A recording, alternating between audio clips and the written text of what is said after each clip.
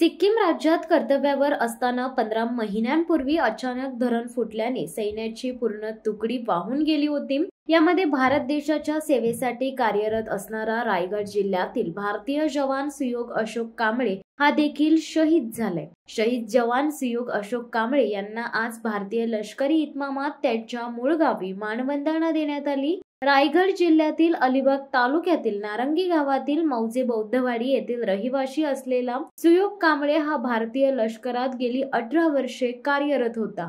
जवान सुयोग कांबळे हा 4 ऑक्टोबर 2023 रोजी भारतातील सिक्कीम या राज्यात त्याच्या तुकडीसह ड्युटीवर होता। रात्रीच्या वेळी अचानक धरण फुटल्याने सुयोग कांबळे यांच्यासहित त्याचे तुकडी दल हे पूर्णपणे वाहून धरणाच्या पाण्यात बेपत्ता झाले होते। त्याचा शोध सिक्कीम राज्याने घेण्याचा प्रयत्न केला, मात्र त्याचे प्रयत्न व्यर्थ गेले होते। भारतीय लष्करी नियमाप्रमाणे भारतीय जवान सुयोग कांबळे यास शहीद घोषित करण्यात आले। आज रविवारी सैन्य दलाकडून अलिबाग जवळील कार्लेखिंड ते शेकाचे गाडीने येऊन नंतर नारंगी पर्यंत रॅली काढण्यात आली होती। शासकीय इतमामात शहीद कांबळे यास त्याच्या कुटुंबियांच्या उपस्थितीत मानवंदना देण्यात आली। यावेळी रायगड पोलीस अधीक्षक सोमनाथ घारगे, आमदार महेंद्र दळवी, प्रांताधिकारी मुकेश चव्हाण, तहसीलदार विक्रम पाटील, पंचक्रोशीतील शोकाकुल रहिवासी इत्यादी लोकांसह अलिबाग तालुका सहित जिल्ह्यातील हजारोंच्या संख्येने नागरिक उपस्थित होते।